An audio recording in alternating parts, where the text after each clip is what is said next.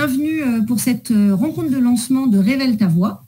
Merci à la direction des politiques éducatives de la région Hauts-de-France et à Edifice de nous proposer ce temps de discussion. Merci à tous les enseignants de vous y être inscrits. On est ravis de vous retrouver. Donc, on se retrouve aujourd'hui pour un sujet épineux.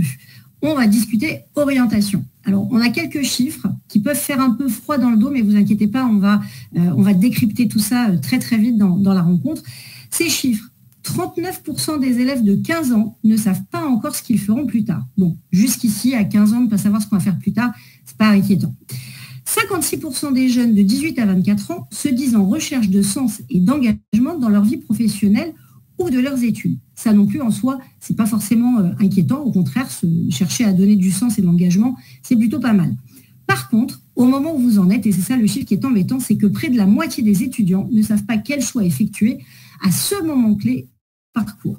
Alors, avant d'aller plus loin, est-ce que les élèves, et on va vous demander de lever la main dans les classes, est-ce que vous vous retrouvez dans l'une ou plusieurs de ces affirmations? Ne pas savoir ce que vous ferez plus tard, besoin de sens et d'engagement, et pas savoir quel choix effectuer aujourd'hui. On va demander à vos enseignants de nous écrire dans le chat s'il y a moins de la moitié, à peu près la moitié ou plus de la moitié de votre classe qui a levé la main parce qu'elle se reconnaît dans l'une ou plusieurs des affirmations suivantes. Ça va nous donner déjà un petit panorama de là où vous vous trouvez aujourd'hui.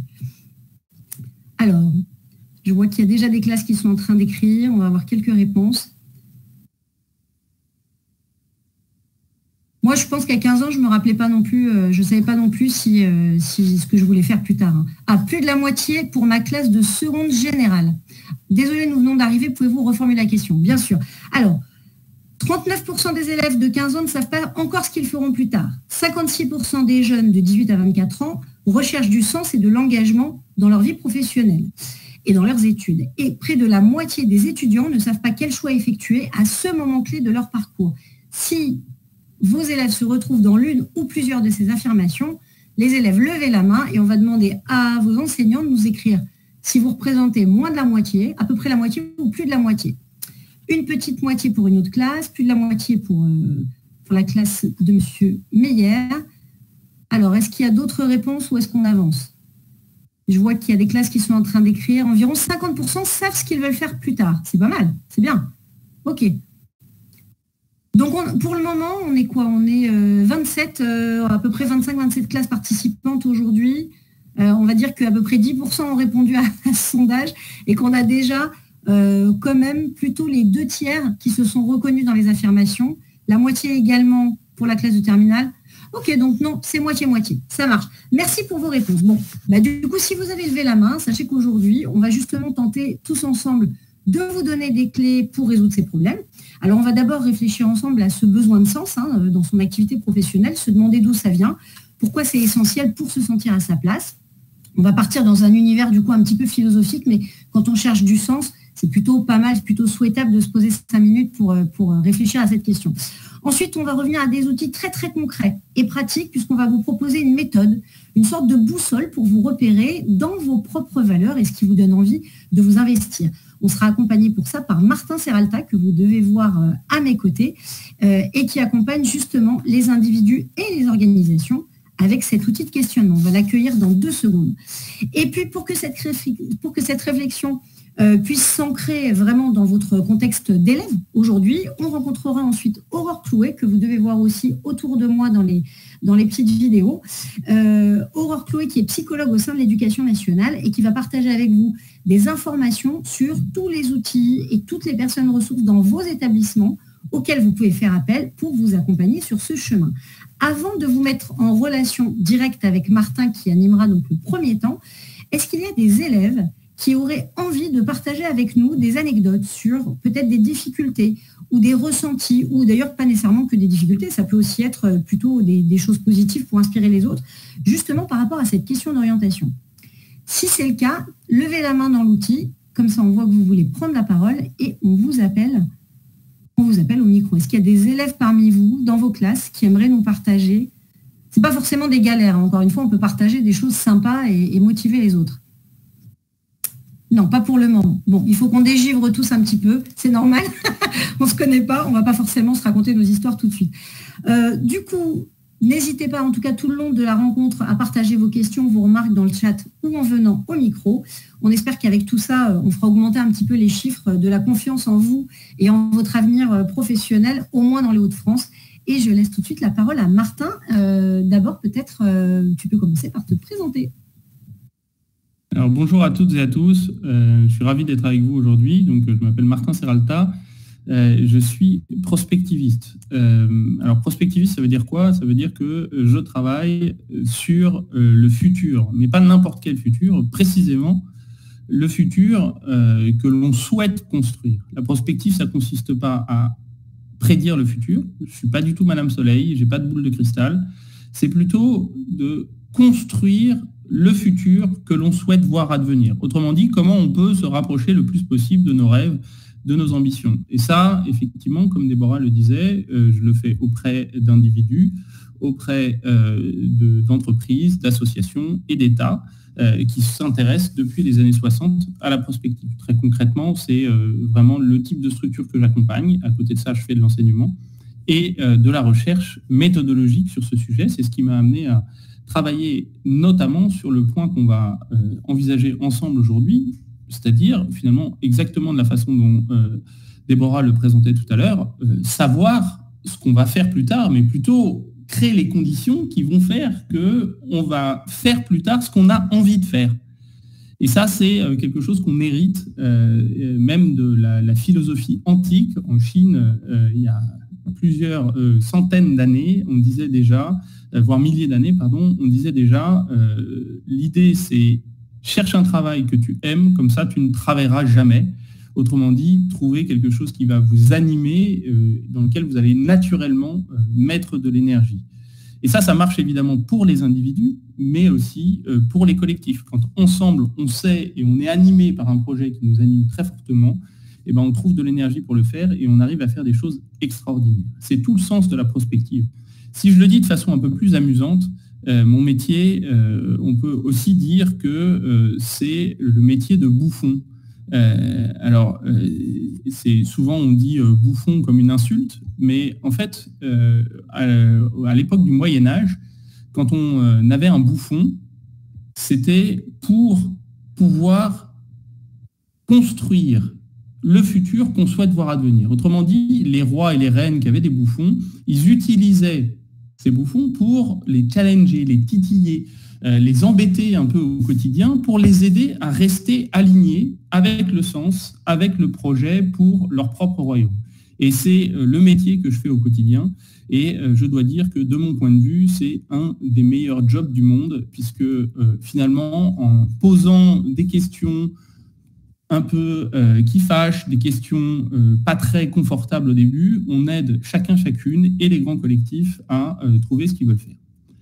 Alors pour vous parler de ce sujet, on va envisager, je vais vous parler de ce sujet de façon par étapes. La première étape, c'est on va partir dans quelque chose de peut-être assez philosophique, qui consiste à se dire, mais finalement, pourquoi c'est pas si simple? Et pourquoi nous, comme individus, on a souvent du mal à savoir ce qu'on veut faire dans le futur. Et ça vous concerne vous, pour au moins une moitié d'entre vous, mais ça concerne aussi les adultes et beaucoup de collectifs. Vous le voyez bien, d'ailleurs, en ce moment, on voit bien que dans certains États, en France aussi, on a du mal à identifier précisément ce qu'on veut faire.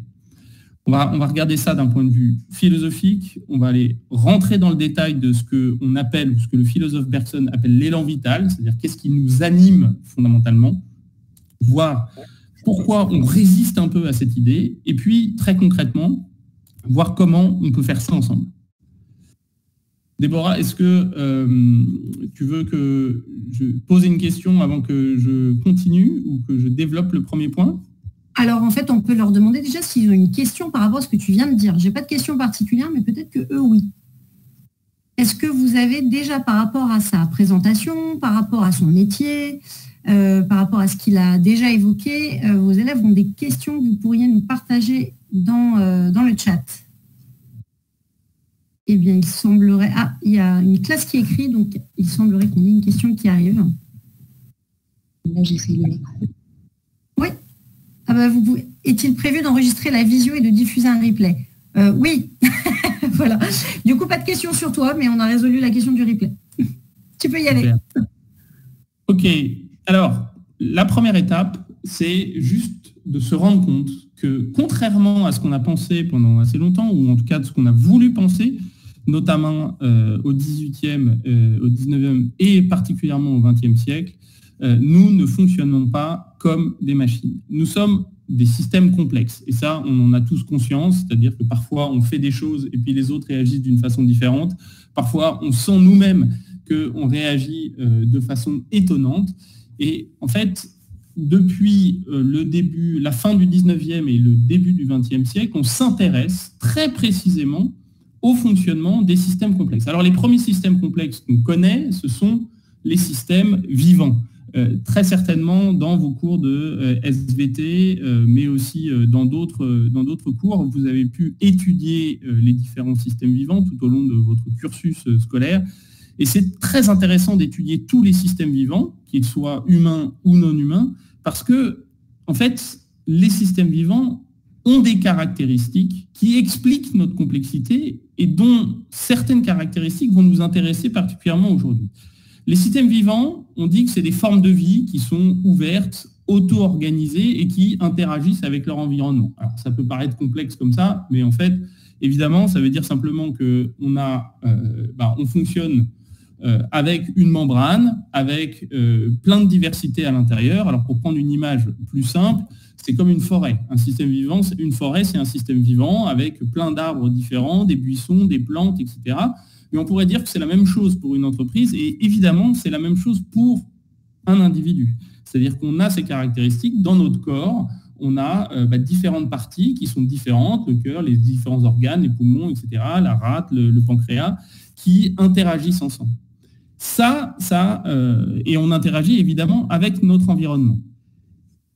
Ça donne une caractéristique très particulière au système vivant, cette hétérogénéité, le fait qu'on est composé de systèmes qui sont complètement différents, qui est que, comme la météo ou comme les organisations humaines, en fait, on ne peut pas prédire précisément le futur et on ne peut pas prédire précisément comment un système vivant va évoluer.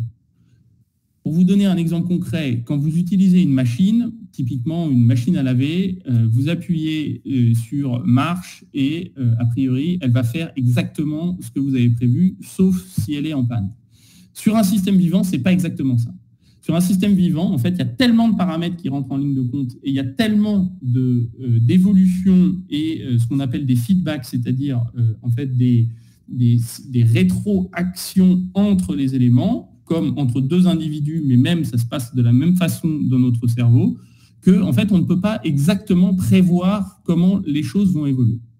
Et en plus, on a une autre caractéristique, qui est la caractéristique qui est, comme quand on a de la fièvre, ou comme quand on a accès à des informations nouvelles, c'est qu'on résiste absolument à toute forme de changement. Alors, j'explique. Pour la fièvre, vous êtes attaqué par une bactérie, votre corps va monter en température pour activer votre système immunitaire, pour lutter contre les bactéries, et son objectif, c'est de revenir à l'état d'équilibre précédent, autrement dit, à une stabilité en ayant éliminé les microbes.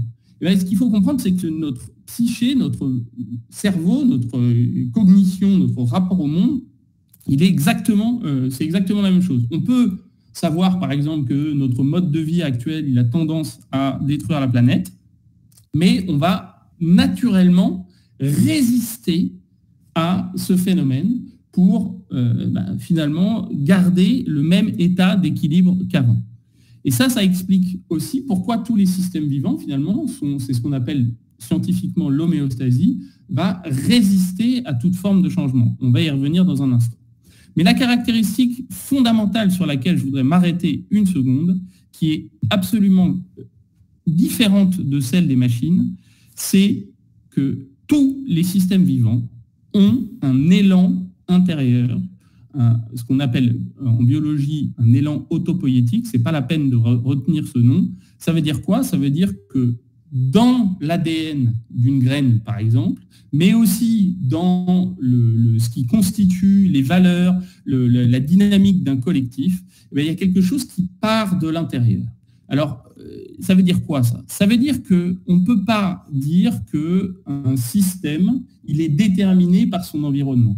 Un système ouvert et complexe, il est impacté par son environnement, mais c'est bien ce qu'il y a à l'intérieur, ce qui est codé, cet élan vital qui détermine son rapport au monde.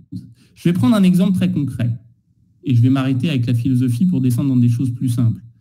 Si vous prenez une graine, on apprend dans les petites classes, ça fait longtemps que vous avez fait ça, que pour pousser une graine, elle a besoin d'eau, de chaleur et de nutriments développés. Mais il n'y a aucun de ces éléments, ni l'eau, ni la chaleur, ni les nutriments, qui vont faire que la graine va devenir un chêne, ou un tournesol, ou un iris, ou une jonquille. C'est bien l'ADN qu'il y a à l'intérieur de la graine. Et très précisément, le scientifique Francisco Varela a montré que c'était une caractéristique fondamentale des systèmes vivants. Autrement dit, qu'on était guidé, on pourrait dire qu'on est guidé par un élan intérieur. C'est ce que le philosophe Henri Bergson a appelé l'élan vital. C'est la terminologie qu'il utilise. Certains disent la raison d'être. Moi, je trouve que la notion d'élan vital est particulièrement intéressante, c'est-à-dire quelque chose qui nous guide à agir au monde. Et cette énergie d'agir au monde, juste pour être clair, c'est pour la graine, c'est codé dans son ADN. Et pour nous, on va rajouter une couche de cognition là-dessus, c'est-à-dire de pensée, pour se dire, en fait, qu'est-ce que j'ai envie de faire au monde? On nous dit que c'est assez métaphorique. C'est vrai, on va aller vers du très concret derrière.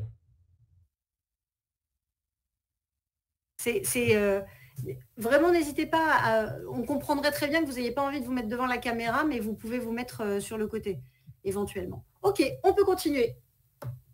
Alors, pour sortir de la métaphore, même si ce n'est pas tout à fait une métaphore, c'est plus une explication de comment les systèmes vivants fonctionnent, ce que je vous propose, c'est de voir pourquoi c'est aussi difficile de connaître ce qui nous anime, pourquoi parfois on a du mal à... Martin, pardon, on a une question qui a sauté entre-temps. Alors, la classe d'Henri Philippe nous dit, comment sait-on si on a une bonne graine? Alors ça, c'est une question éthique en fait. La question, c'est avant de savoir si elle est bonne ou mauvaise, parce que ça dépend de la façon dont on regarde le monde, la question, si on le prend sur un plan assez philosophique, c'est de savoir surtout si, de mon point de vue, si on a vraiment identifié ce qu'il y avait dans la graine ou si simplement on a pris quelque chose dans notre environnement, quelque chose où on a dit c'est ça qu'il faut que tu fasses, c'est ça qui est la bonne solution, ou les autres ont fait comme ça, tu devrais faire pareil. Moi, je pense que la bonne graine, c'est celle qu'on est tous, je pars du principe qu'on est tous des bonnes graines, mais surtout qu'on a souvent, et en particulier, du mal à savoir pourquoi et vers où on veut aller. Je vais vous poser une question très simple. À votre avis, pourquoi c'est aussi difficile de changer ou de connaître notre élan? Pourquoi c'est aussi difficile de connaître, finalement, de savoir ce qu'on veut faire? Alors, on attend. Est-ce que vous avez des éléments de réponse là-dessus? Et alors ça, au micro, ce serait pas mal si vous pouviez venir au micro, partager vos réponses. Parce que c'est tellement, ça peut être nécessaire de développer un petit peu une réponse qui vous serait donnée. Donc, s'il y a des élèves un peu courageux qui se sentent de venir au micro, ou on a peur que ce soit gênant, ce que je comprendrais aussi. Ah, Estelle Ernoux, vous avez levé la main. Eh bien, écoutez, avec plaisir, venez au micro, on vous écoute. C'est un élève qui va parler. Hein. Absolument, on vous écoute. On ne peut pas trop savoir notre élan parce qu'il y a plein de métiers qui sont différents. On a plein de choix qui s'ouvrent à nous. Donc, on est un peu perdu, on ne sait pas trop quoi faire. La quantité de choix. Ok, la quantité de choix, très bien. Ouais, c'est une très bonne réponse. L'influence de la famille, l'éducation, les traumas, absolument. C'est là où, par rapport à la... C'est difficile pour nous, on est des ados écrits en grand. Ok, alors peut-être ça va vous surprendre parce que souvent les adultes, ils portent un masque qui donne l'impression qu'ils savent beaucoup mieux que vous, mais intrinsèquement, tous les êtres humains ont du mal avec cette question. Alors, c'est plus facile de répondre à la question quand on est déjà dans quelque chose, mais la proposition et la méthode qu'on va vous proposer cet après-midi, c'est une méthode qui ne consiste pas à se substituer à vos conseillers d'orientation et aux ressources qui vont vous être présentées à la fin, parce qu'elles sont nécessaires et elles vont vous aider. C'est plutôt de poser la question en amont, de remonter en amont pour savoir précisément qu'est-ce qui vous anime, pour que vous puissiez non pas choisir entre des métiers, mais plutôt en partant de votre élan, vous dire « Ah bah tiens, est-ce qu'il y a des métiers qui correspondent à cet élan? Est-ce qu'il y a des choses, des activités, des métiers, des orientations, des études qui correspondent à ma vraie nature ?» Alors, Martin, et on a des réactions aussi dans le chat. On peut confondre attente et envie réelle, c'est-à-dire qui recouvre nos vraies aspirations. Et on nous pose une question, est-ce que le fait de travailler nos qualités, nos compétences, nos valeurs peut nous aider à trouver notre élan vital?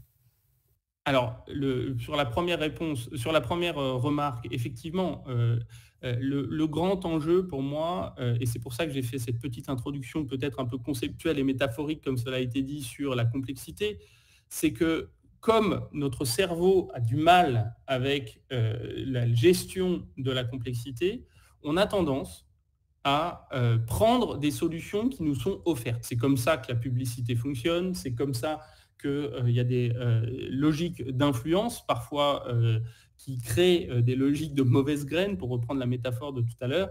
Et c'est ce que notamment le philosophe Spinoza appelait les passions tristes, c'est-à-dire qu'on arrive à se focaliser sur des idées reçues, des attentes autres, et à ne pas aller vraiment connecter avec nos véritables aspirations. Par rapport à la seconde question, est-ce que le fait de travailler nos qualités, nos compétences, nos valeurs peut nous aider à trouver notre élan vital? La réponse est oui, absolument. Il faut qu'on travaille sur ces attentes. Et c'est particulièrement difficile parce qu'il y a plein de choses qui nous bloquent dans ce processus. Pour résumer ça d'une façon assez peut-être simple, il y a 3 éléments fondamentaux qui nous bloquent. Le premier élément qui nous bloque, c'est que notre cerveau, sur le plan cognitif, adore fonctionner selon des habitudes. Pour une raison très simple, si on fonctionne avec des habitudes, on consomme moins d'oxygène et moins de sucre, qui sont les 2 principales sources de carburant pour notre cerveau. Parce qu'on reproduit les mêmes schémas mentaux et donc c'est plus facile. Donc c'est plus facile de reproduire des choses qu'on a fait déjà ou de s'inspirer de ce qui vient de l'extérieur en nous disant c'est ça que tu devrais faire, plutôt que de se poser des questions qui vont remettre en cause nos habitudes. Et on a des exemples de ça en permanence. Vous le savez, par exemple, je suis sûr que la totalité d'entre vous, vous utilisez un clavier qui est un clavier de ce type, un clavier AZERTY. Peut-être certains utilisent un clavier QWERTY anglophone, mais est-ce que vous savez pourquoi on utilise un clavier AZERTY? Aujourd'hui, en 2025, on continue à utiliser des claviers AZERTY pour une raison qui est liée aux premières machines à écrire. On a éloigné les lettres qui doivent fonctionner ensemble sur un clavier pour éviter que les petits bras mécaniques qui allaient frapper sur le papier pour inscrire les caractères sur le papier ne se coincent pas comme sur la photo qui est en haut à droite. Donc, ça veut dire que très concrètement, aujourd'hui, on utilise un clavier dont la disposition des lettres est liée à des contraintes mécaniques des premières machines à écrire.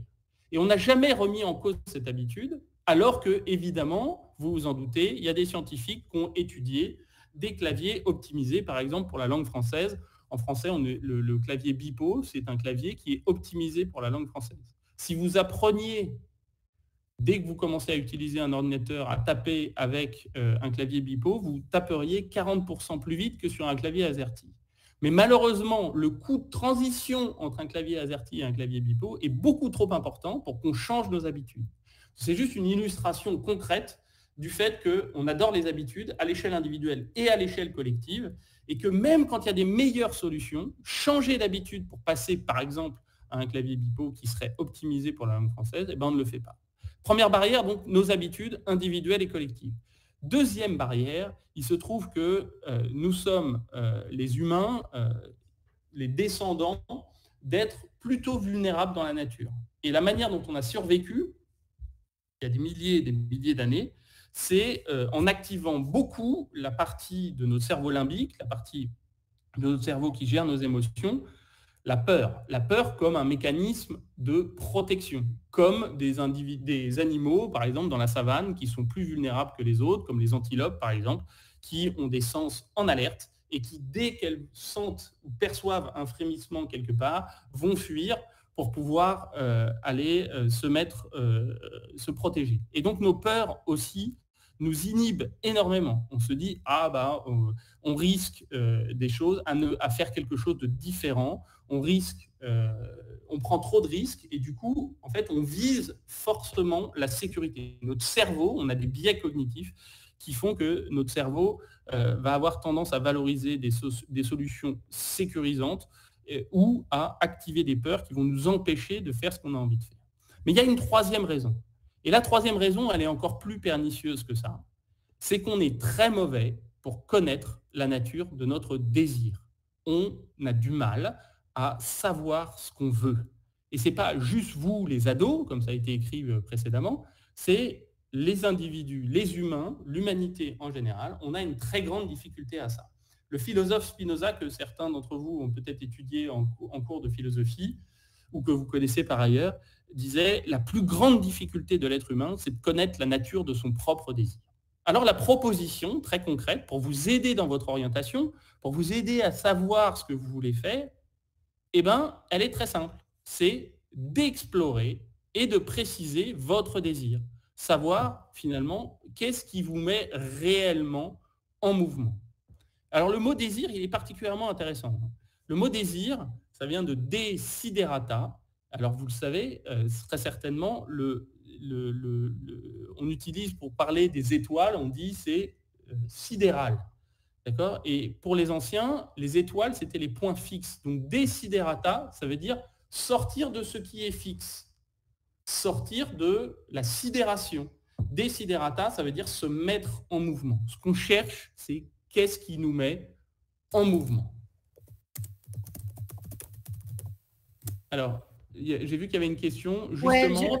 Je me suis permis de répondre parce qu'on nous demande effectivement comment savoir ce qu'on veut quand on a des peurs, des habitudes. Et du coup, je me suis permis de répondre, c'est la deuxième partie. On y arrive. C'est ce qu'on attaque maintenant. En fait, justement, c'est comment explorer et préciser son désir. Donc, vous avez compris, finalement, votre élan vital, la définition de Bergson, je peux la mettre, c'est l'élan vital désigne une tendance créatrice de la vie qui se développe à travers les organismes particuliers, assure la continuité de l'espèce, engendre l'évolution des êtres.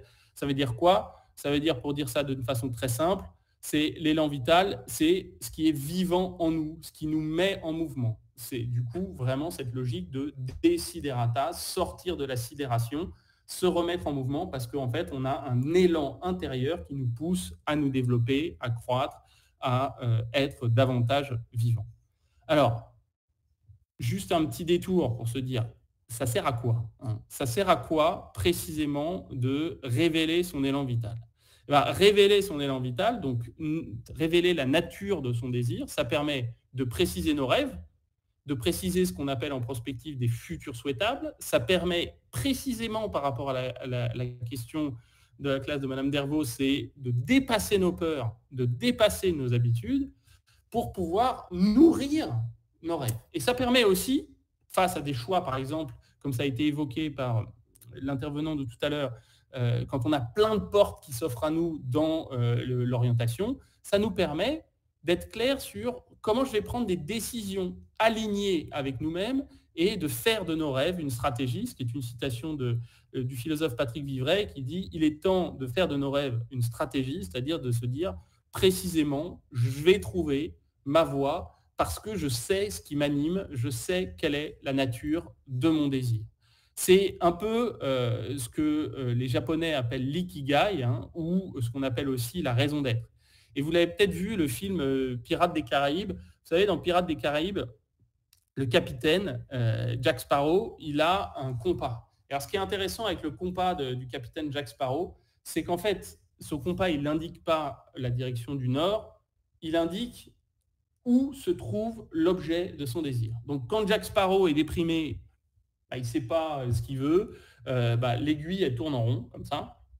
Mais quand, pour des raisons, en raison de l'histoire, de ce qui se passe dans les différents épisodes des Pirates des Caraïbes, par exemple, S'il cherche un trésor, tout d'un coup, le compas va lui donner une direction.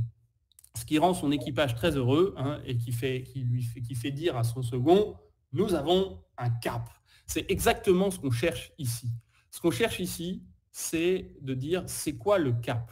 Donc, c'est une question qu'on se pose avant de se poser la question de son métier ou de son orientation. C'est une espèce de question fondamentale de, finalement, qu'est-ce qui m'anime? Comment je peux dépasser mes habitudes? Comment je peux dépasser mes peurs?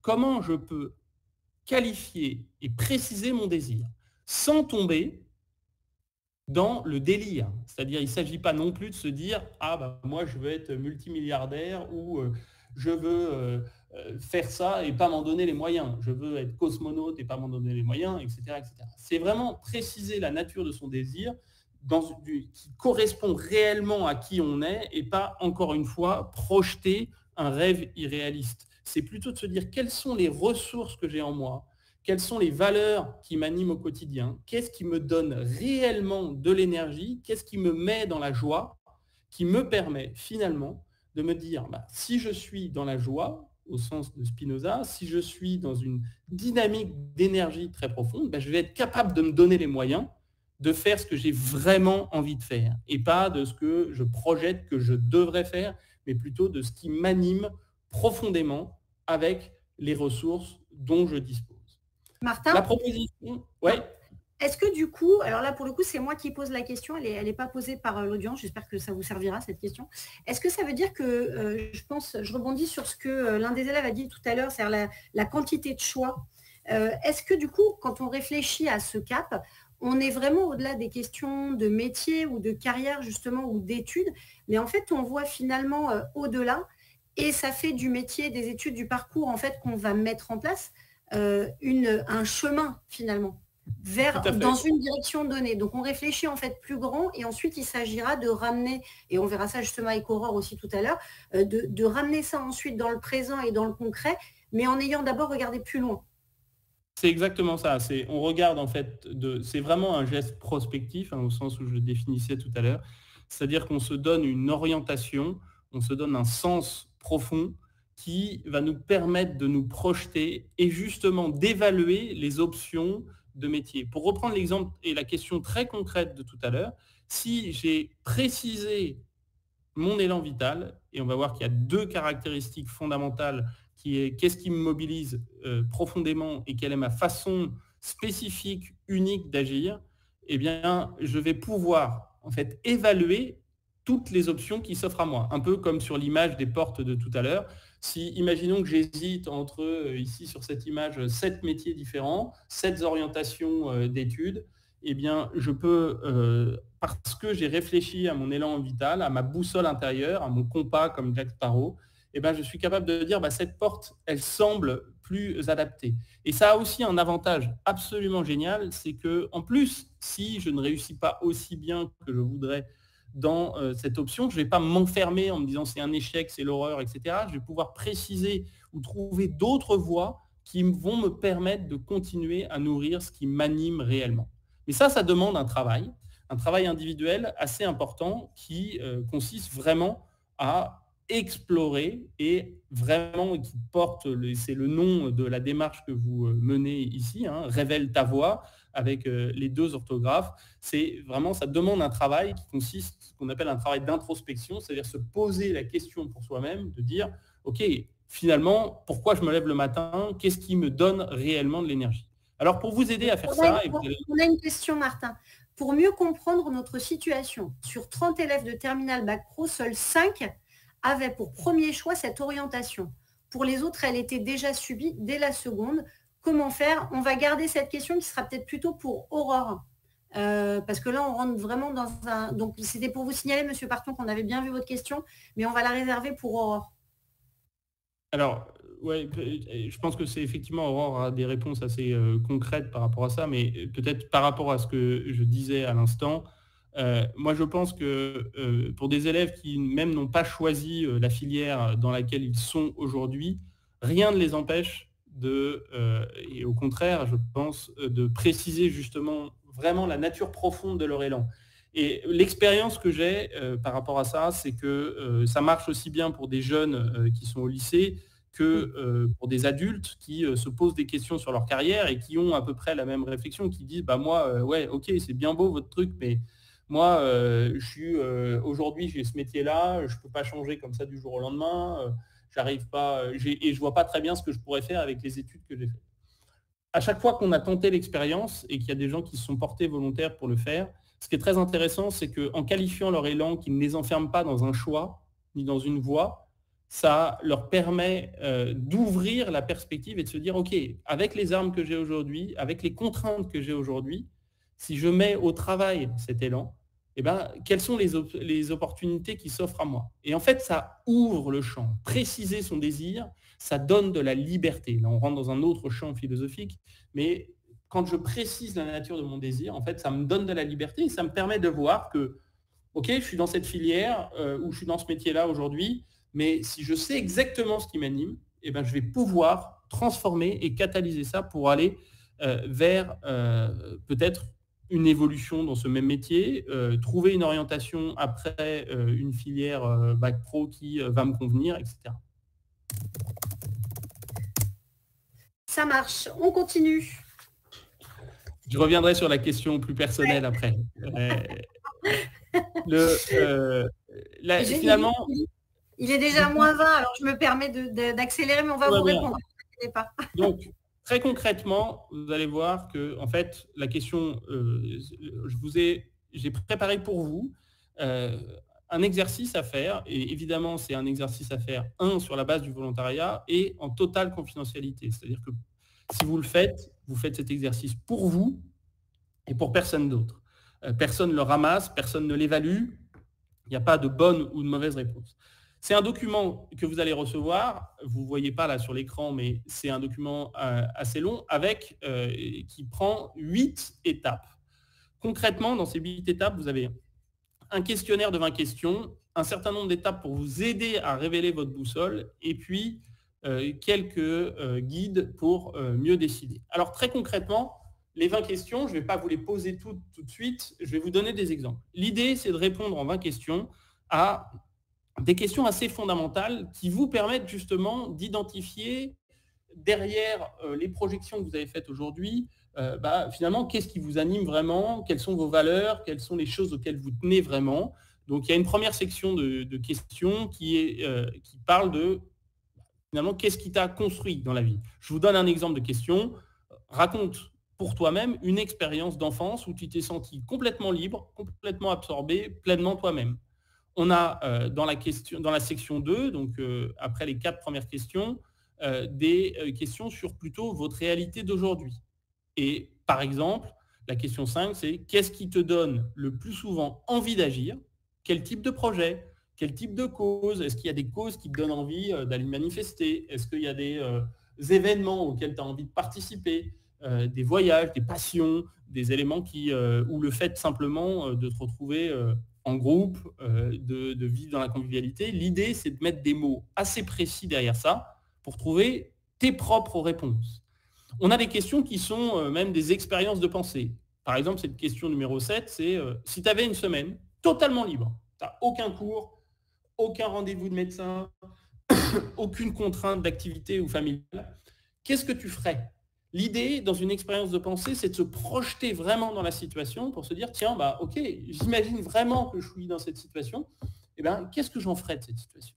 Et là, parfois, on se dit, je ne sais pas trop, et toutes les réponses sont bonnes. Si la réponse est, je passerai une semaine dans mon lit à dormir, ok, c'est une réponse, ça vous donne une indication. Mais si la réponse est, j'irai faire un voyage, ou je partirai avec des amis à tel endroit, etc., ou j'organiserai un événement, tout ça, ça vous donne des réponses. La section 3, c'est qu'est-ce qui te touche et te relie aux autres.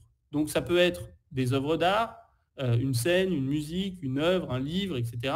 Ça peut être aussi des situations où tu t'es senti utile, fier d'avoir contribué à des choses, etc., etc. La section 4, c'est quel est le regard que tu portes sur toi-même. Donc typiquement, quand on te confie une responsabilité ou une mission, dans quoi tu penses que tu es particulièrement doué. Pour certaines et certains d'entre vous, c'est difficile de répondre à cette question. On se dit, moi, je ne sais pas trop, justement. C'est pas grave. Si vous avez des questions sur lesquelles vous ne savez pas répondre, répondez pas à cette question.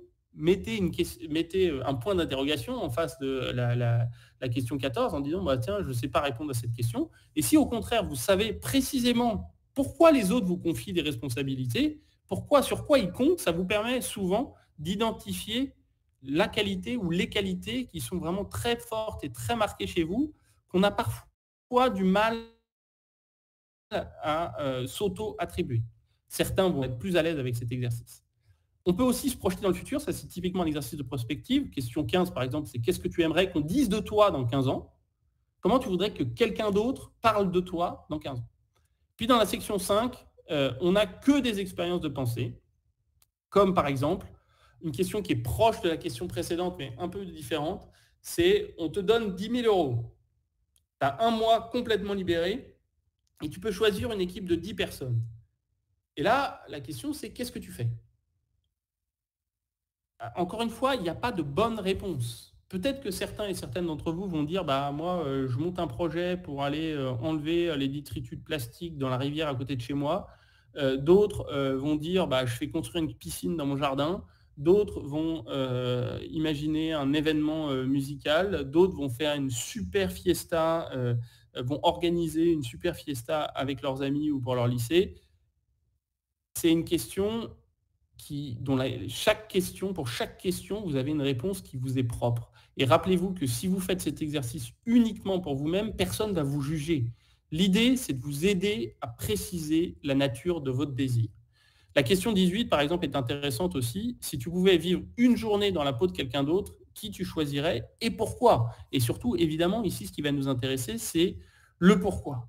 Vous avez donc 20 questions comme ça, la dernière étant, si tu pouvais transmettre un message simple et court à tous les jeunes de ta génération, vous ne posez pas la question du comment. Imaginez que tous les jeunes de votre génération, ils entendent, ils ne peuvent pas avoir de distraction, ils vont entendre votre message. Un message, par exemple, sur une vidéo de 20 secondes, qu'ils entendent qu'est-ce que vous auriez envie de leur dire, de leur proposer, quel message vous auriez envie de passer. Et là encore, il n'y a pas de bonne réponse, il y a la réponse qui compte pour vous. Une fois que vous avez fait ça, une fois que vous avez répondu à ces 20 questions, ou pas répondu en mettant des points d'interrogation en disant « je ne sais pas » sur certaines questions, je vous invite à différentes étapes, vous verrez, tout est décrit par le menu, à dire en vert, qu'est-ce qui te donne de la joie, en jaune, qu'est-ce qui te surprend le plus ou te semble nouveau, en bleu, qu'est-ce qui revient le plus souvent, et en rouge, qu'est-ce qui t'énerve ou t'indigne de toi-même. Tu te dis, je ne suis pas content de répondre à ça, ça ne me satisfait pas, je n'ai pas envie de ça, ou je me sens forcé à, etc. etc.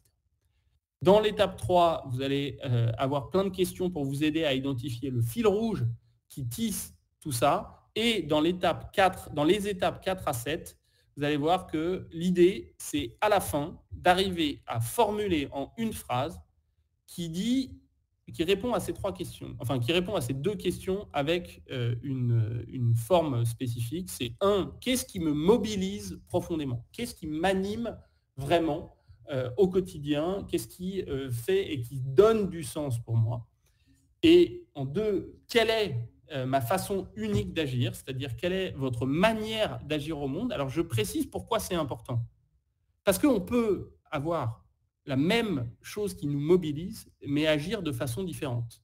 Vous connaissez par exemple 2 associations qui luttent pour la préservation de la planète, Greenpeace et Sea Shepherd. Eh bien, Greenpeace et Sea Shepherd sont mobilisés par l'idée de préserver la planète. Par contre, dans leur manière d'agir, Greenpeace va faire des manifestations non violentes et essayer de dénoncer les abus qui sont faits sur la planète, quand Sea Shepherd va le faire en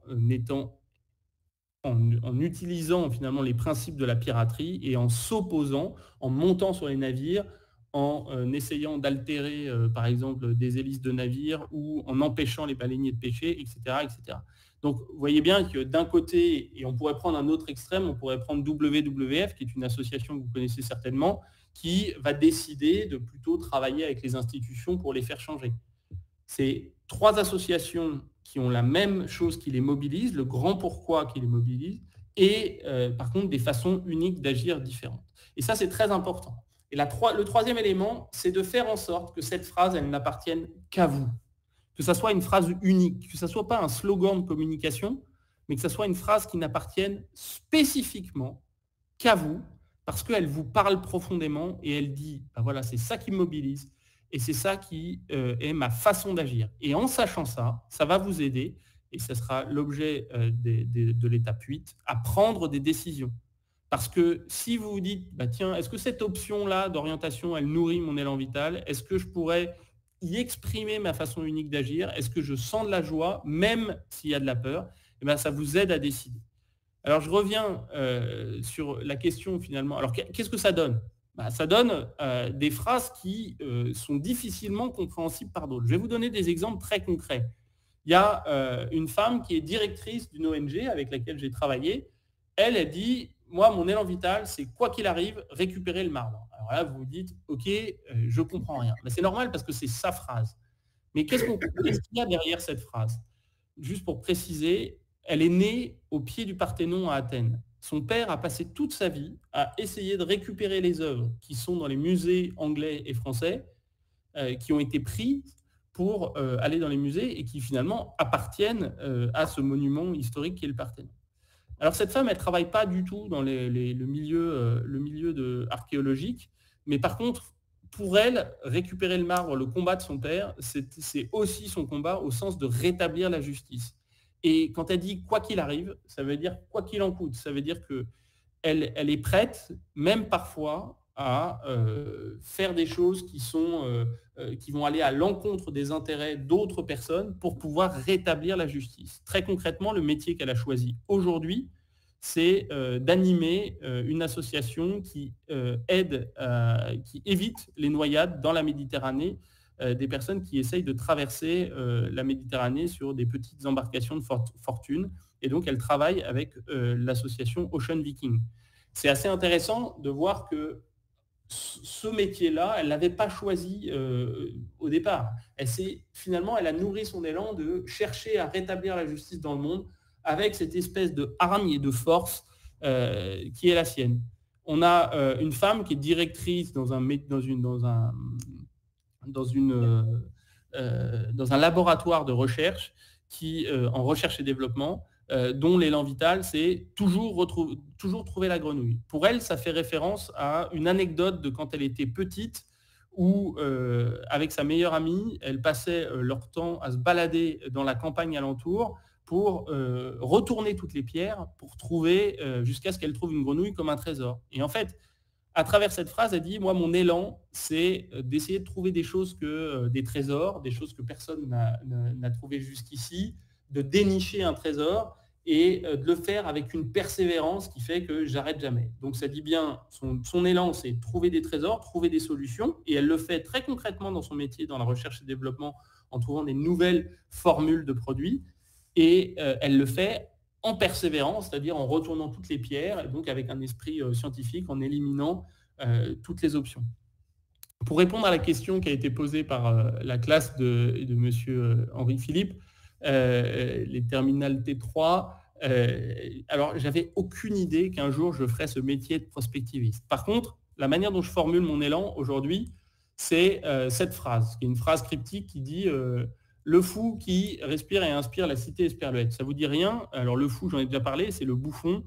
C'est cette manière de faire, c'est d'être dans la provocation, d'oser dire les choses, de parler parfois des sujets qui fâchent ou de poser des questions un peu alambiquées, de ne pas prendre les gens pour des idiots et de leur proposer parfois des concepts qui sont un peu métaphoriques, comme on disait tout à l'heure, au service de ce que j'appelle la cité esperluette, c'est-à-dire au service de permettre une cité, et l'esperluette c'est le petit symbole typographique du « et », qui permettent de reconnaître chacun et chacune dans la diversité. Donc ça veut dire inspirer la cité, en gros. Et ça, c'est un élan. Et finalement, ce métier de prospectiviste, c'est une option parmi d'autres pour pouvoir aider à inspirer la cité. Aujourd'hui, dans mon métier de tous les jours, je travaille par exemple à essayer de trouver d'autres manières de gérer les relations géopolitiques entre la France et le continent africain, c'est une façon d'exercer mon élan, mais il y en aurait sans doute beaucoup d'autres.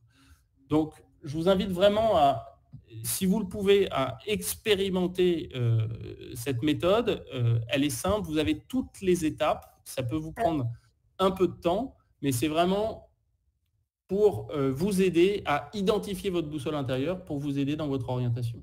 Alors attends, on nous dit, on vient de faire l'exercice sur l'élan section soins, toujours faire le mieux possible pour mieux vivre. Je partage l'idée d'un élève.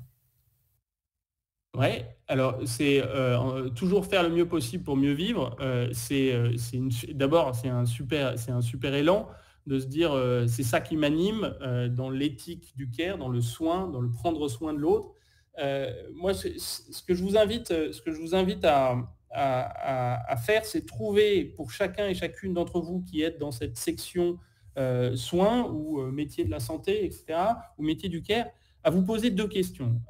D'abord, comment chacune individuellement, vous pouvez vous retrouver dans cet élan collectif qui répond finalement, qui est une forme de définition des métiers du soin, et comment chacune en particulier, vous avez une manière de le penser, une manière de le vivre qui vous appartient à vous en particulier. Et c'est très important, spécifiquement dans les métiers du soin, parce que pour éviter de tomber dans le syndrome du héros sauveur ou de l'héroïne sauveuse ou sauveur ou du héros martyr, l'idée c'est toujours de se rappeler que quand on a un élan très positif au service des autres, ça nourrit quelque chose en nous.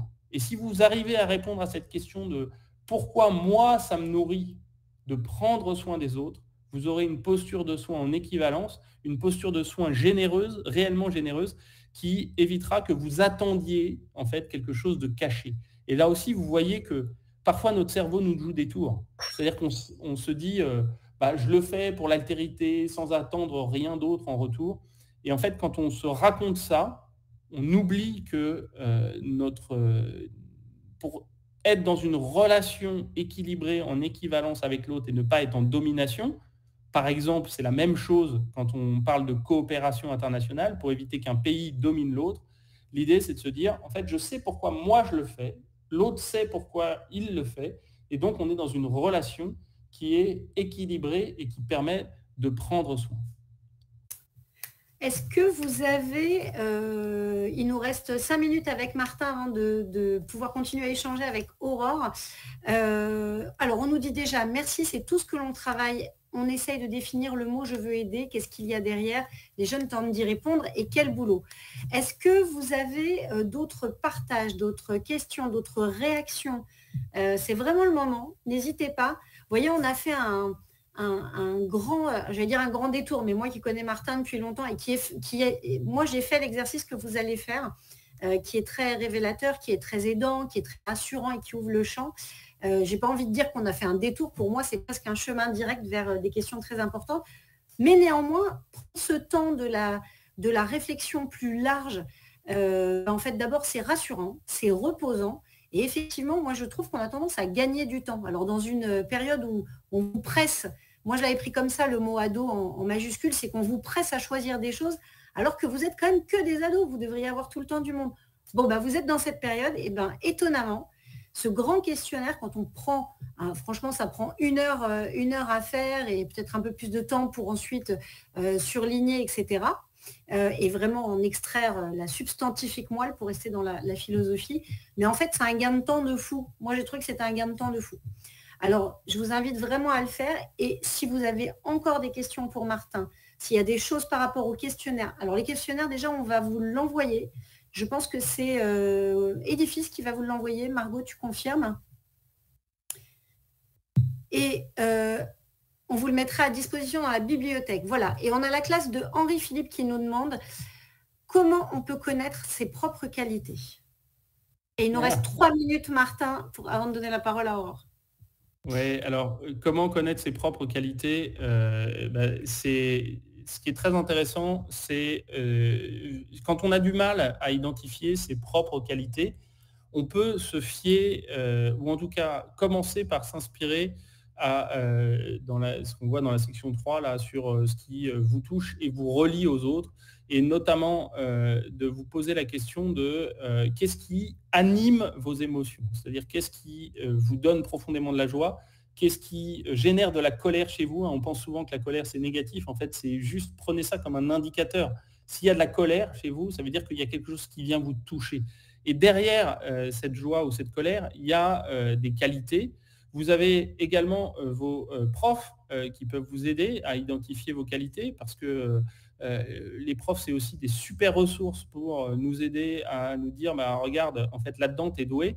Et puis, vous avez tous vos amis, votre famille autour de vous. Quand ils vous confient une responsabilité, en fait, ils reconnaissent, même s'ils ne le disent pas, même si c'est des gens un peu taiseux, etc., ils reconnaissent des qualités chez vous. Et vous pouvez également vous aider de listes de qualités pour essayer de vous y retrouver. La dernière piste que je vous donne là-dessus, c'est une piste qui est hyper utile et qui a été développée par de nombreux psychologues, c'est identifier, si vous avez vraiment du mal, je vous invite à identifier une liste de héros. Les héros de vos enfances, vos héros, par exemple, familiaux aussi, les héros de vos héros actuels, donc les héros que vous aviez quand vous étiez tout petit, vos héros actuels, des gens vivants ou morts ou des personnages de fiction dans lesquels vous projetez, et en face de chaque nom, de décrire les qualités de ce héros. Et ensuite, de partir du principe que vous avez ces qualités et de vous dire, vous partez de l'idée que vous avez ces qualités et en face, vous mettez, du coup, moi, j'ai cette qualité parce que ta. Et à la fin, peut-être que vous aurez listé 10 qualités, il y en a dans lesquelles vous ne vous reconnaîtrez pas, mais je vous assure que vous trouverez au moins 3 qualités dans lesquelles vous serez capable de vous reconnaître, même si elles ne sont pas aussi amplifiées que certains super-héros ou autres, vous allez les identifier. Et par rapport à ceux qui sont dans les métiers d'aide, puisque j'ai vu qu'il y avait 2 fois la question, je vous invite à identifier les héros de l'aide pour vous, d'identifier à la fois leurs qualités, mais aussi potentiellement leurs défauts, pour les faire descendre de leur piédestal et vous donner la possibilité, vous, de vous projeter dans ces qualités et de vous dire, ouais, moi, en fait, je suis capable et je sais pourquoi je le fais. Et Martin, dernière question en moins d'1 minute, je suis désolée. Une fois que les élèves auront répondu aux questions, comment peuvent-ils faire un bilan pour les aider à leur orientation? Super important puisqu'on leur laisse le questionnaire. Eh ben, dans la section 8, en fait, donc, vous avez formulé l'élan vital section 6, vous avez une étape 7 pour vérifier et partager, et puis une étape 8 qui est comment, par rapport à ça, je peux prendre des décisions, et par rapport aux différentes options, par rapport à ce qui m'est proposé, notamment par les conseillers d'orientation ou les idées que j'ai en tête, d'évaluer ces différentes options à l'aune de votre élan vital pour pouvoir choisir une orientation qui vous correspond aujourd'hui, en ayant en tête que de toute façon, et ça c'est le prospectiviste qui parle, il n'y a aucun des choix que vous allez faire aujourd'hui qui vont vous enfermer à vie. C'est des pistes pour démarrer, et si votre élan, et si vous êtes en conscience et que vous renouvelez la conscience de votre élan vital tout au long de votre existence, vous allez avoir une vie, une carrière professionnelle et une vie personnelle qui va être extrêmement riche, extrêmement nourrie et qui va vous ouvrir plein de portes que vous n'imaginez pas encore aujourd'hui. Merci beaucoup Martin pour ce partage. Si tu veux, tu restes avec nous, tu es le bienvenu. On va donner la parole maintenant à Aurore. Bonjour Aurore. Bonjour à tous, merci de m'accueillir. Alors, ce que Martin Serralta vient de vous présenter, c'est un outil de connaissance de soi. Et la connaissance de soi, c'est vraiment un élément très important pour choisir son projet d'orientation. Apprendre à se connaître, ça fait partie de ce qu'on appelle les compétences à s'orienter. Alors, il n'y a pas que ça, il y a plusieurs éléments à prendre en compte. Il y a aussi le marché du travail, la connaissance des formations. Et puis évidemment, je vais revenir après sur la question de Monsieur Patron, mais effectivement, il y avait l'idée aussi de la réalité des procédures d'orientation qui fait qu'on ne fait pas toujours ce qu'on veut de toute façon. Donc il y a effectivement tous ces éléments-là. Mais donc dans l'aspect connaissance de soi, il y a plusieurs choses. Donc là, Monsieur Serralta vient de vous parler de l'élan vital. En général, on définit, c'est multifactoriel, mais on définit les centres d'intérêt. Alors les centres d'intérêt, ça va être le sport, c'est des exemples, informatique, les animaux, etc. Il peut y avoir les compétences. Donc là où je suis fort, par exemple en langue, en maths, je suis particulièrement fort pour manipuler des petits objets, pour dessiner, etc. Ça fait partie des choses qu'on prend en compte. Les conditions de travail, j'ai envie d'être tout le temps dehors, de bouger, au contraire, j'aime bien être posée dans un bureau. et il y a les valeurs professionnelles. Les valeurs professionnelles, ce sont les principes qui vont guider vos choix et guider vos actions. Alors, je vais vous donner des exemples de valeurs professionnelles. Ça peut être, par exemple, vouloir gagner beaucoup d'argent, vouloir décider par soi-même, que les gens ne décident pas à votre place, ou au contraire, décider pour tout le monde, manager des équipes, par exemple, vouloir aider les autres, vouloir être en contact, etc. Tout ça, c'est des valeurs. Et les valeurs, c'est vraiment très important parce que c'est ça qui va déterminer votre engagement et votre motivation. C'est ça qui va déterminer l'énergie que vous allez mettre dans vos actions et dans vos choix. Donc, c'est là qu'on peut faire le lien avec l'élan vital dont vient de vous parler M. Serralta. Donc, je vous partage une petite présentation. L'élan vital, ça va être ce qui vous fait vibrer, ce qui vous donne l'envie d'avancer. On peut déterminer ça comme le moteur, par exemple. Les valeurs, ça va être ce qui est très important pour vous, ce qui compte pour vous, et c'est ça qui va vous donner le sentiment d'être au bon endroit, d'être à votre place. Et quand on arrive, donc on peut dire que ça va être le volant, le guidon, l'élan vital, le moteur. Et donc les valeurs, elles vont cadrer en fait la direction dans laquelle vous allez mettre votre énergie qui provient de votre élan vital. Quand on va aligner les deux, l'avantage, c'est que non seulement vous allez pouvoir prendre du plaisir dans ce que vous allez faire, mais en plus, ça va vous donner de la motivation dans le long terme. C'est ça qui va vous permettre de rester accroché à ce que vous avez choisi de faire longtemps. Alors, les valeurs, c'est très important de les connaître, parce que contrairement, on a vu tout à l'heure, il y a plein de choses, les compétences, les centres d'intérêt, etc. Les valeurs, c'est ce qui va être le plus stable dans votre personnalité, dans vos choix. Les valeurs, en fait, elles changent assez peu au fil de notre vie. Quand on est tout petit, c'est les mêmes valeurs qu'on a quand on est adulte, ce qui n'est pas toujours le cas des centres d'intérêt.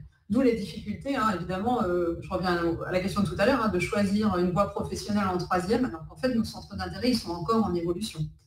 Donc les valeurs, pour le coup, là, c'est ça qui va vous permettre de durer dans le temps, parce que ça change assez peu.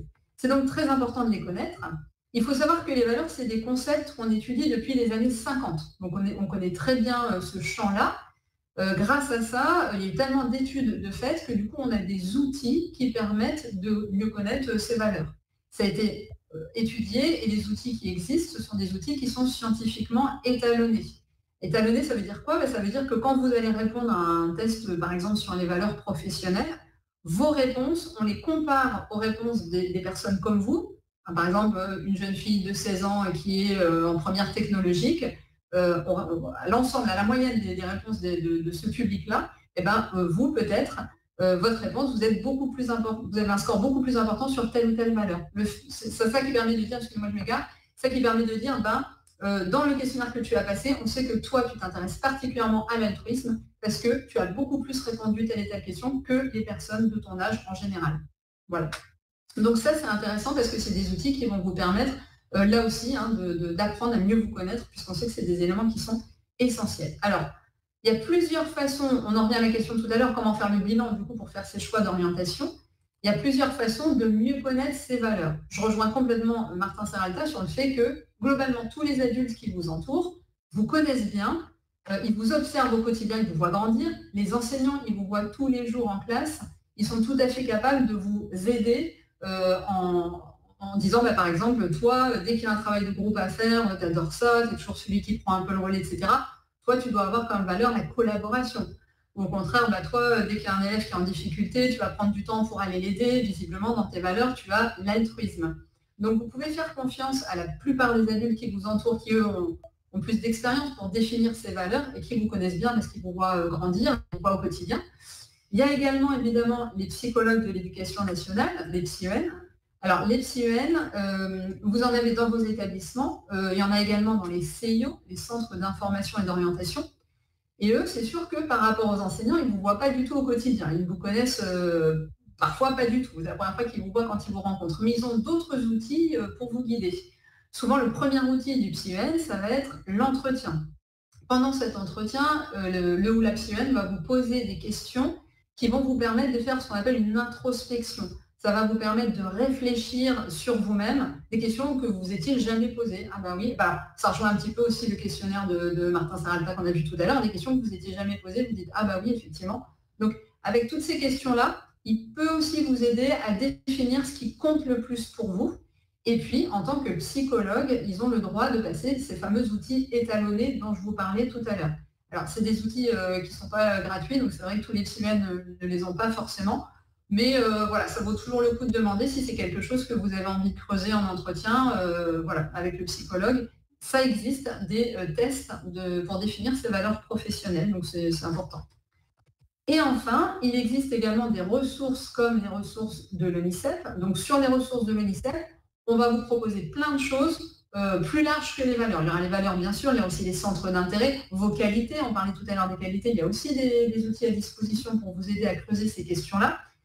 Et il existe maintenant la plateforme Avenir, qui est à disposition dans la plupart des établissements.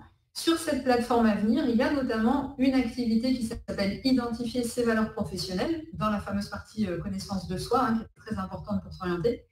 Et c'est une activité que vous pouvez faire en classe. Donc dans la continuité de cette vidéo et de ce projet Révèle ta voix qui va s'étaler sur toute l'année, vous pouvez également, avec vos enseignants, enfin je parle plutôt aux enseignants du coup, vous pouvez mettre en action avec vos élèves éventuellement ce genre d'activité en classe avec eux.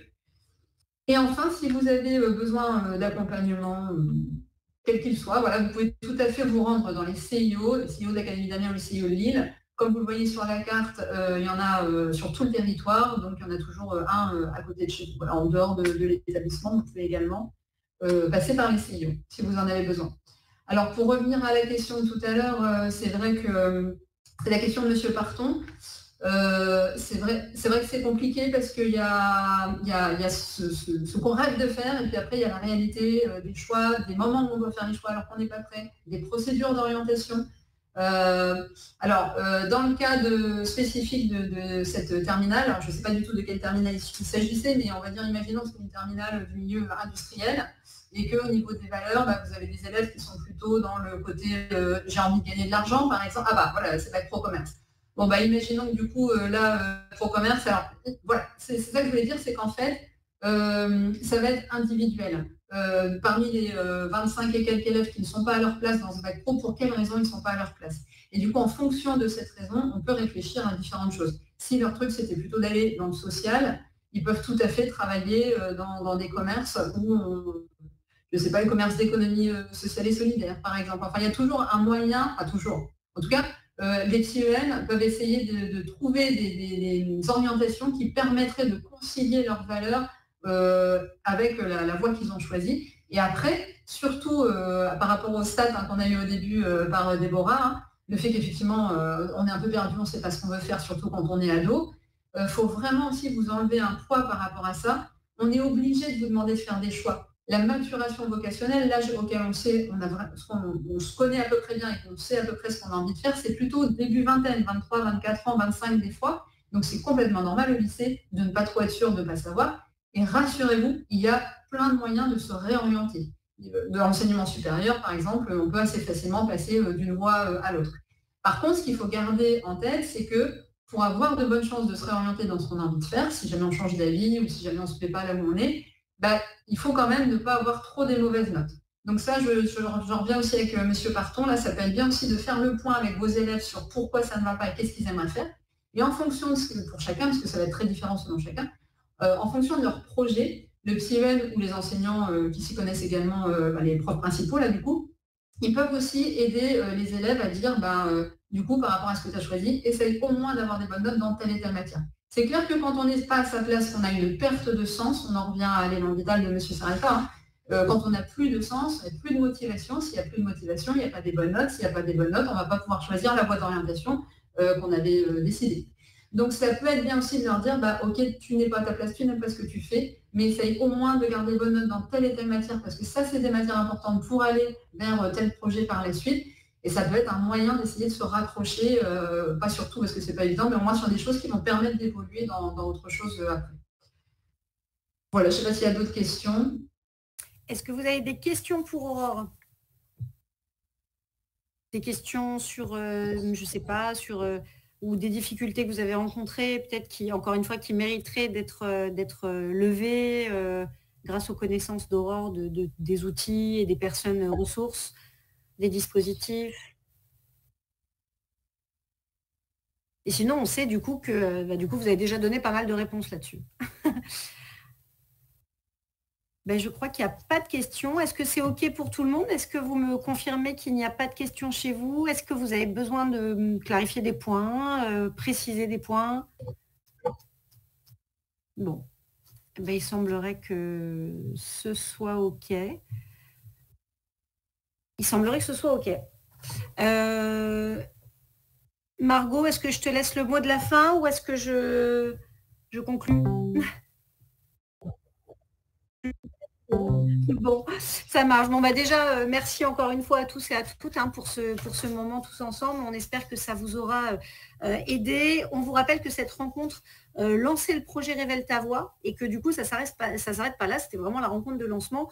Donc, si vous voulez continuer à explorer ce qui fait sens pour vous, vous pouvez participer au podcast qui, du coup, est une proposition, donc vous l'aurez compris, en fait, à produire des podcasts. Mais dans le principe, c'est d'aller rencontrer des pros et de découvrir comment, dans une filière, on peut vraiment mettre ces actions, ces valeurs en action. Donc, c'est intéressant aussi de rencontrer des pros parce que toutes les questions que vous vous posez, soit par rapport à une filière, soit même de manière générale à un parcours professionnel, c'est des personnes à qui vous pouvez poser ces questions-là. Ça a au moins le mérite d'être une expérience de vie. Martin vous disait tout à l'heure qu'il n'avait pas prévu d'être prospectiviste. Aujourd'hui, il l'est et il est très, très heureux et vraiment aligné avec ce qu'il veut faire. Donc, n'hésitez pas à vous inscrire à ce podcast, c'est une bonne occasion de solliciter des pros. Vous pouvez aussi vous inscrire au concours d'éloquence pour prendre la parole et défendre votre vision à vous, du métier ou du parcours qui vous motive. Voilà, et merci pour ce parcours Révèle ta voix, merci Martin, merci Aurore, merci Édifice, merci les enseignants et merci les jeunes pour vos questions. À bientôt. Merci à vous. Au revoir. Au revoir.